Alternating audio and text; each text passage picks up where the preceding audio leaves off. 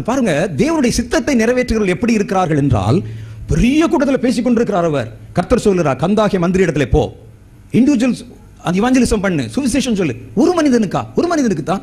ஆனால் என்ன ஆண்டவரே, அந்த ஆளுக்கு போய் ஒருத்தனுக்கு சொல்லணுமா? என் மூலம் ரட்சிக்கப்பட்ட பல பேர் இருக்கிறாங்க, என் குழுவில் பல பேர் இருக்கிறார்கள், என்னை பின்பற்றுகிறார்கள், என்னை பின்தொடர்கிறார்கள், நான் சொன்னால் கேட்பார்கள், அவர்களுக்கு சுவிசேஷம் நான் அறிவித்திருக்கிறேன், அவர்களில் ஒருவரை நான் அனுப்பட்டும், அவன் போய் சொல்லட்டும் என்று அவன் சொல்லி இருக்கவில்லை. சொல்லலாம்ல, நினைச்சா சொல்லலாம்ல. பிலிப் அத்தனை பேருக்கு சுவிசேஷம் அறிவிச்சு அவ்வளவு பெரிய கூட்டத்தை வச்சிருக்கிறார். ஒரு அசிஸ்டன்ட் அனுப்பி, கர்த்தர் இந்த மாதிரி பேசுறாரு தம்பி, நீ போய் அந்த அங்க வந்து ஒரு ஆள் இருப்பாராம், அவர் ஏதோ பைபிள் படிச்சிட்டு இருக்கிறாரோ, அது வந்து வசனத்துக்கு அர்த்தம் புரியலையா, அந்த ரதத்தோட போய் சேர்ந்து கொண்டு இந்த காரியத்தை சொல்லி, நான் உனக்கு சொன்னேன்ல சுவிசேஷம், அதை அவனுக்கு சொல்லு என்று சொல்லி அனுப்பி இருக்கலாம்.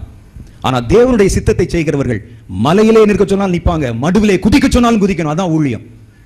அது பவுல் சொன்னார், வாழ்ந்திருக்கவும் தெரியும், தாழ்ந்திருக்கவும் தெரியும், என்னை பலப்படுத்துகிற கிறிஸ்துவனால எல்லாவற்றையும் செய்ய எங்களுக்கு பலன் உண்டு. செய்யணும். அதான் தேவனுடைய சித்தத்தை செய்வது.